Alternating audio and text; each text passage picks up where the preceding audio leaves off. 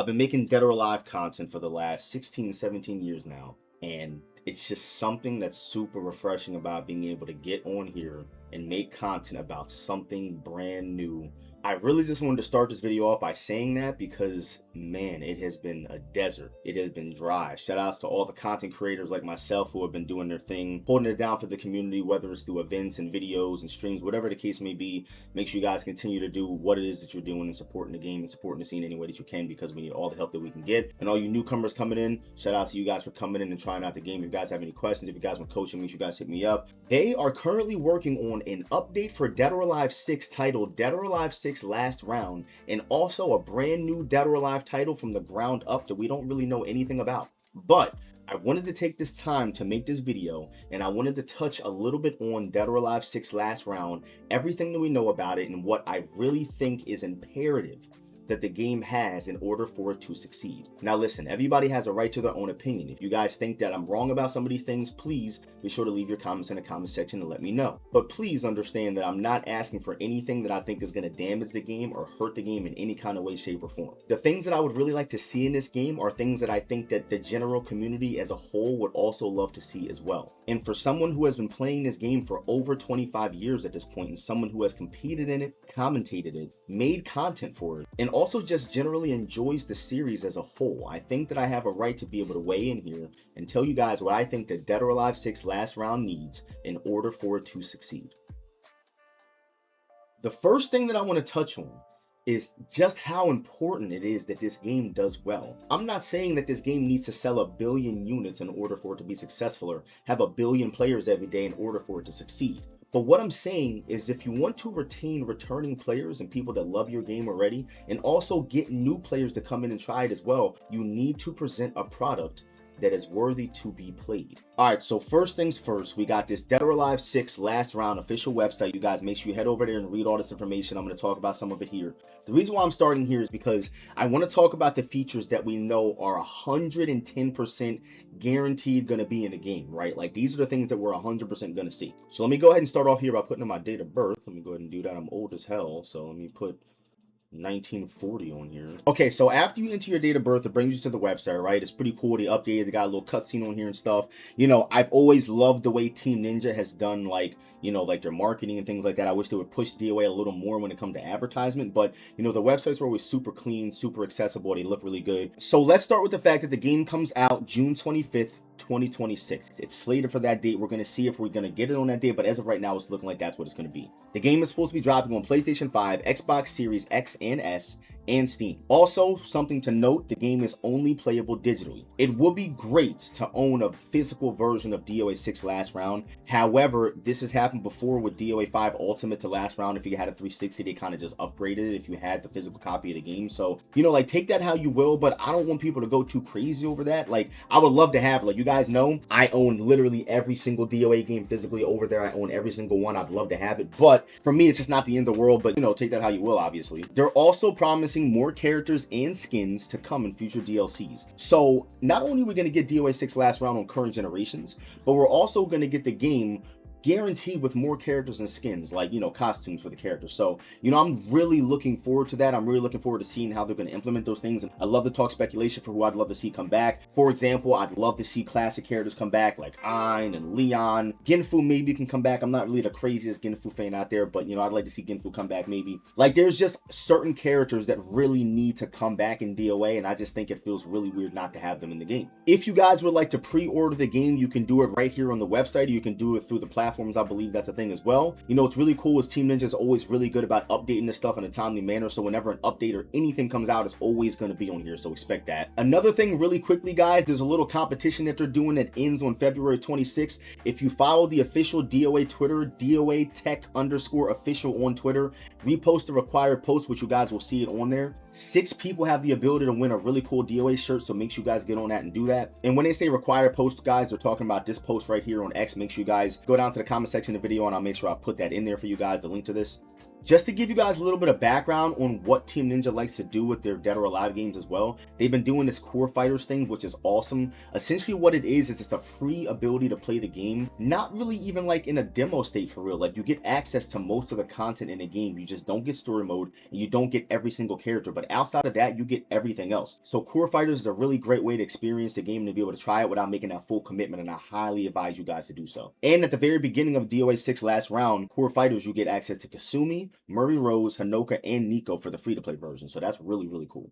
And all you guys that are curious about how your DLC and stuff like that works for transferring over, they actually give you a breakdown here showing you how all of that stuff works. I'm going to assume that everything that you have purchased is going to carry over and everything that you have not clearly isn't going to. And from what I understand as well, Kula Diamond and Mai are not going to be in this version of Dead or Alive 6, which I don't know if that's 110% confirmed, but it's looking like it is. I don't really see any sources saying it's not. I don't know if that's due to like a licensing thing. You guys know that there's certain times where licenses expire and the companies don't really use those characters because of that. So for example, with Dead or Alive 5 last round, if you don't own Mai already in that game, you actually cannot purchase her because the licensing period has ended. So I'm thinking it's something similar to what's going on with DOA 5 last round is going on here with DOA 6. They actually give you a little note here as well. It says Neo Tengu, Phase 4, Tamaki, Momiji, and Rachel have been added as regular characters. If you guys don't understand why they're putting that here, is because in the base game of DOA 6, you actually didn't get access to those characters. Those were all DLC characters you had to purchase. It also says, please note that the additional DLC characters, Mai and Kula, are not included. If I'm reading this correctly, just based off of the way the language is written, I'm thinking that that's more along the lines saying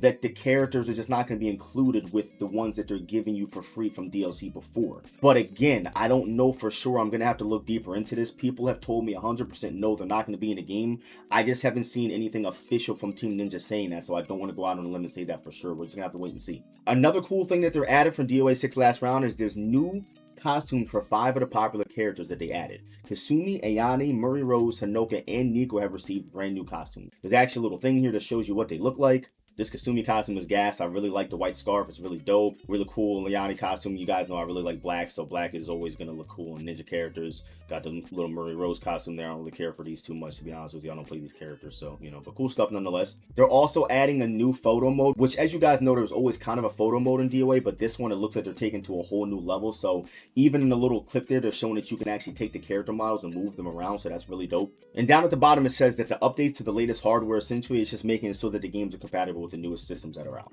Gameplay has also been improved, so I don't really know exactly what that means, but I'm assuming it means just like the general feel and like the smoothness of the game. Hopefully there's some kind of balance patch coming as well.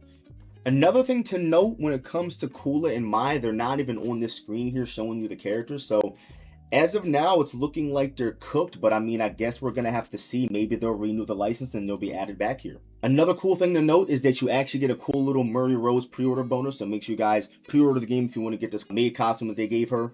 That's pretty much what we know we're getting guaranteed with Dead or Alive 6 last round. But for me personally, as happy as I am about this announcement, and I'm not complaining by any means, you guys understand just how much this means to me and a lot of other people out there who play this game. However, the elephant in the room is this rollback shit. Okay, Team Ninja, Koei Tecmo, please. Please. Do not put this game out without rollback. You don't understand how detrimental it is for if any features are going to be added. Like, I love tag. But, like, I love tag. Listen, casual guys, I'm a casual guy when it comes to tag. I love it. It's needed. But we need rollback if this game is going to have any kind of competitive integrity. Hell, even casual integrity, playing online. This game needs rollback. It feels like death, okay? Without getting too deeply into the intricacies of why rollback is very important for a game like Dead or Alive, let alone any fighting game, just understand that the game does not function the way it should properly when you play it online because of added frame delay between consoles or whatever. Imagine there just being frame delay just because it's laggy. Trust me, guys, when I'm telling you, rollback is a must. Another thing that I'm not seeing guaranteed on here at all is anything about crossplay. Now, I understand how crossplay might not be a deal breaker for a lot of people. However, understand how a community as small as Dead or Alive needs all the players it can get, and even though I'm expecting an influx of players to come in, it would be nice to have that growing fan base as well as a smaller one that existed before it to be able to all play together in harmony. We really, really, really need crossplay. It's really important. I'm not saying that this game has to come out on Switch and we need crossplay with the Switch. However, console players and PC players, at least now that we're getting on the PS5 and the new Xbox Series generation, I definitely think that crossplay is really, really important to have here. I just want to take a quick look at Rakudo's Twitter page here. If you guys don't know who Rakudo is, he's a very, very high level fighting game player. He's a legendary Soul Calibur player as well as DOA, champion in DOA multiple times. He's been around for a very long time, best Bayman player in the community. He made a couple of tweets regarding how he feels about this, and I just wanted to touch on this for a second and just say his tweet reads, "Strike one. In 2026, you need crossplay and you need rollback. Otherwise, it's over before it begins." Then he tagged Master saying, "I know you know the problem here. I know you know what the outcome will be, and I know you didn't wait 7 years for that outcome. So I hope you have prepared a very good lecture for your comrades in Japan." Obviously, this is something that some people might look at and laugh and think it's ha ha ha, but this is something that's very serious. Rakudo is a very, very competitive player. He has played Dead or Alive at the highest level possible, as well as other games as well, and he knows what it takes competitively for a game to succeed, as well as anyone who has any kind of fighting game IQ or any kind of intelligence at all. I think that they understand how important rollback and crossplay is for a game like Dead or Alive. Another quick thing that I want to talk about before we move on to the next part of this video is just taking a look at the Dead or Alive 5 last round roster here. How do you guys feel about the roster that we have here compared to the base one that we have in DOA 6 right now, minus Kula and mine?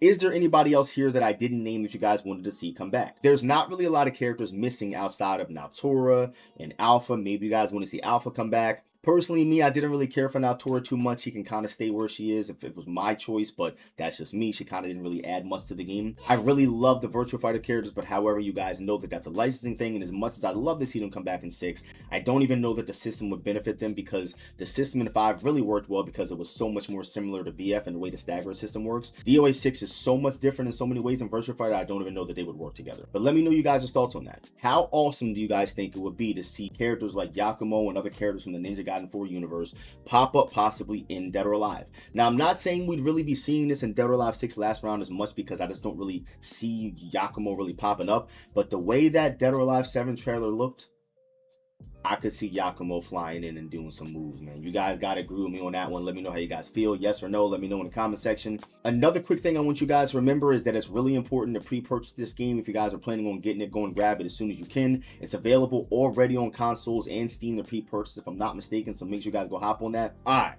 so, I got to be completely honest here. There's a couple of things that I really don't love about Dead or Alive 6. I'm going to leave the things out of the game that I personally can't stand and just kind of meet everybody in the middle of the ground and talk about the things that I think that everybody kind of just doesn't really like about the game. Now, I want to start this off by saying that I don't hate Dead or Alive 6. I don't think it's the worst game ever made. I think that I might have been a little too hard on the game as it was coming up, only because I just was really unsatisfied with the product that we got, and I think that everybody, including Team Ninja at this point, kind of understands that we could have got something better. So with that said, I wanted to kind of go into a different part of this video and talk about the things that I think the game really, really, really does need to succeed. The first thing that I think is super imperative, and I mean is 100% necessary to happen with this game, is we need returning characters to come back that should have never been removed. Characters like Ain and Leon and Genfu, even as much as I can't stand them, they should have never been taken out of the game. I think they should return for sure, because they're just staples, and a lot of people miss those characters, especially Ain and Leon. There's a whole community of people out there who main those characters that are just completely mainless now. They don't even know where to go. On top of rollback and crossplay, I do think it's important, especially for PC, to have some type of anti-cheat. I know you guys are probably saying, Emery, nobody's going to cheat on DOA. I assure you guys, motherfuckers be cheating on DOA. Oh, maybe this guy is a bot player. Wait a minute, hold on. Maybe he might be a bot, yo. Yeah, he's a bot. Oh my god. Also, I think I read something about you not being able to change the color of the character's hair either. So I'm hoping that that's something that they reconsider, because customization is not something that I think is super necessary. But being able to give everybody their own ability to make their character kind of have their own identity, I think is pretty worth having in the game for people, right? One thing that I really want to touch on for sure is the online functionality as a whole. There's something about going online in this game, and it just doesn't feel like you're online. You know how when you go on Tekken Online, or even the older DOA games online, the online menu it's lively, there's colors and lights, and there's just something about going on here and seeing this dull globe with nothing really happening here. It doesn't even make me want to play ranked match. I can't really explain it, but something can be done about this to make this a little more appealing, I think. And also the lobby system as well. If you guys take a look here at the lobby system, if I go to make a lobby, this is what the lobby system looks like. Now, what's really great is that you can have multiple matches happening in here at one time. What I mean by that is there could be multiple sets going on at different times in the lobby if you just set up the lobby to have multiple different matches in it. One thing that I really can't stand about the lobby functionality in this game is just how outdated it feels. It feels like there's not really much going on here, and I understand that that's not really the important part about online. I understand that the game working well online really matters, but I also think that the way it appeals to players matters just as much sometimes. Just look at the way Street Fighter and Tekken have done their lobby systems. Now, I'm not saying we need a full-blown DOA 4 lobby system like the way we had it back in the day with DOA 4 and DOA Online. However, that's definitely something I'm looking forward to with the brand new DOA title that they're working on. I'm sure they're bringing that back without a doubt. I really would love to have online dojo back as well, to be able to go online and play in the lab with my friends, to be able to come up with setups like you could in DOA 5. And also, one of my main gripes with the online lobby system is not being able to mute yourself in the lobby. As you can see, my mic is always going there. There's no way to have an open or closed mic setting built into the game. So the only way around it is to have everybody in the lobby to mute themselves, and they definitely need to come up with a better system for that. Without explaining this too much, because I feel like I'm beating a dead horse with this, and I've talked about this in almost every video I've made, but you guys got to bring back tag mode. It's something that we need. It's something that I believe should have been there. Something that almost got put into the game from my knowledge, and I definitely think that we're going to see tag coming back, but just in case, Team Ninja, put that tag back. Now, DOA has always been really, really great with their tutorials and teaching players how to play the game and function at a pretty good level. However, times have changed now, and games have evolved from that, and most games have this replay takeover, where you can go in, look at your matches, and learn from them right there on the spot, stop them, control them, rewind them, do whatever, take control of each player of the match and change the outcome of it, and just do different things to try to learn how to fight matchups and players better. Dead or Alive 100% needs that mode. I'm not sure if we're going to see that in this version of Dead or Alive, but for Dead or Alive 7, we definitely need to have that. Team Ninja, please. If we're going to be playing DOA 6 last round for what it looks like to be upwards of 2 years at this point, then I definitely think that we need some more stages here. I feel like the stages in DOA 6 were not absolutely terrible, but I think that there's definitely a lot of room here for improvement. And there's just so many stages that they could have even brought back from classic DOA games, and we'd love to see that. There's nothing wrong with bringing back classic stages from other DOA games as well as new ones. However, the stages in DOA 6 were not really my favorite. I'm not going to sit there and lie and act like I love them. I definitely would love to see more stage variety, more classic stages from other DOA games as well, and maybe even a day and night cycle for some of the stages. Also, please, Team Ninja, you got to rework some of these stages. I love the Chinese Festival because, as you guys know, the Chinese Festival is a play off of the Crimson, a classic Dead or Alive stage. The danger zones are actually so bad to the point where some of those stages actually got banned competitively, so I really hope you guys do the right thing and adjust those stages so that they're more viable to play on. Another thing that I really think is important is being able to move after the round is over. Again, I'm not going to touch too much on this because I literally have a whole segment about this in a video I've made, and I'm going to link those videos down below as well. I'm not going to go too much into everything that I really think that DOA 6 did wrong. If you guys would like to see any of my other Dead or Alive 6 videos where I talk about the issues that I have with the game and the things that I think it did right, make sure you guys check out the other videos in my Dead or Alive 6 series. I will link them below, and I will flash a little thing on the screen showing you guys what the thumbnails look like. But going back to my next point, I really would love to see some post-round freedom. I already talked about this in my other video, but being able to move after and before the round starts in the fighting game, I think is super important. Knocking somebody out in the round and just being stiff and the camera changing, you not being able to move, I think just feels so wrong in a game like Dead or Alive because it's a game that has so much freedom of expression, you know what I mean? Even overkilling when you're hitting somebody's body on the ground after you beat them, I'm not saying it's something that has to come back. Sometimes you really just want to beat somebody's body on the ground. From my favorite part of this video, I'm going to be talking about some of the competitive things that Dead or Alive 6 last round really has to have in order for it to succeed. Obviously, all in my opinion, but I think you guys are going to agree with a lot of my points, especially if you guys understand Dead or Alive and how the system works. There is nothing, and I mean absolutely nothing fun about trying to get your opponent off of the ground and having them playing dead on the ground like a dead fish. Like, there's something so annoying about knowing that my opponent just knows that the ground game is so non-existent in this game that they're pretty much mocking you by laying on the ground for like 7 seconds at a time, uninterrupted, and it just something has to be done about it. If you know anything about the history of competitive Dead or Alive, you'll know that every Dead or Alive after 3 had some type of way to force your opponent off of the ground after you knocked him to the floor. However, in Dead or Alive 6, they decided to give the knockdown opponent a bunch of invincibility frames on the ground. Now, I'm not saying you should be able to tech people off of the floor and be able to keep them in a loop without risk. In previous DOA games, there were times where the ground game was too overwhelming for you to be able to even breathe. You'd get knocked down into an untechable situation, into an unholdable move or some kind of a throw mix-up every single time. Dead or Alive 5, when it came out, actually had a couple of different ground games. As you guys know, there were 3 different versions of Dead or Alive 5. Dead or Alive 5 Vanilla, Dead or Alive 5 Ultimate, and Dead or Alive 5 Last Round.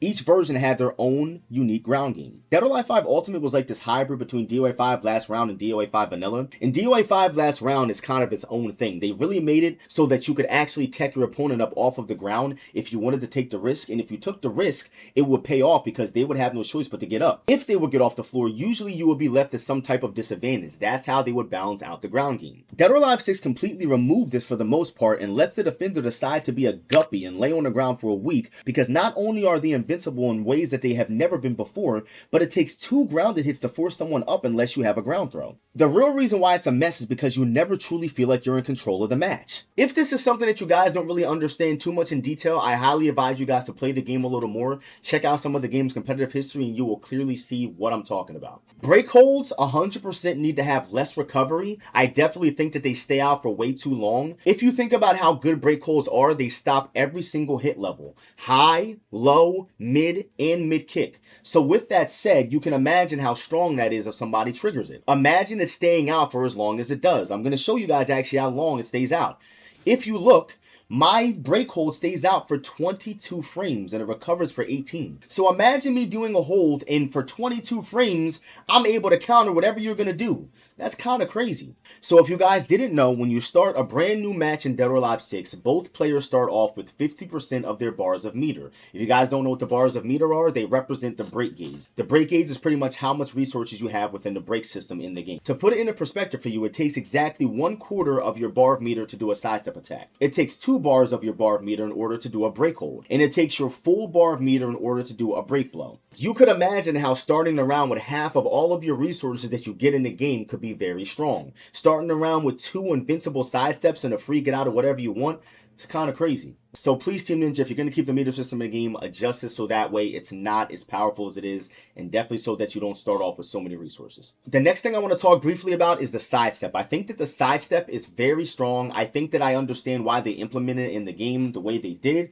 because in Dead or Alive 5, there was a problem where you would get hit by linear moves a lot of the times because you didn't sidestep exactly on the frame that you have to. It was definitely frustrating at times because I got clipped a lot of times trying to sidestep. However, now what they did to negate that is they made the sidestep completely invincible for the most part unless you grab it or do a tracking move. My real problem with the sidestep system is truly how it doesn't even allow you to access 90% of your move list. Even when you look at Dead or Alive 6 at a high level, you see so many sidestep attacks land, and I think that that just goes to show you how strong the mechanic is. Imagine having a move list of 120 moves and only 5 of them track. You can imagine how you're never going to be able to really play your character the way you want to because you're constantly worrying about sidestepping. In my opinion, they need to come up with some kind of healthy balance with the sidestepping system so that way it's a perfect mix between DOA 5 and Dead or Alive 6, because right now I think that it's just a little bit all over the place. Okay, so the next thing I want to talk about is break blows. I think that break blows are a cool mechanic. I think they're awesome. However, I think that they might be a little bit too fast on startup, and I also feel like they're a little bit too plus on block. As you guys can see, if you do your break blow and block out in the open, you are left at +4 advantage. As you guys know, throws are completely unbreakable in Dead or Alive.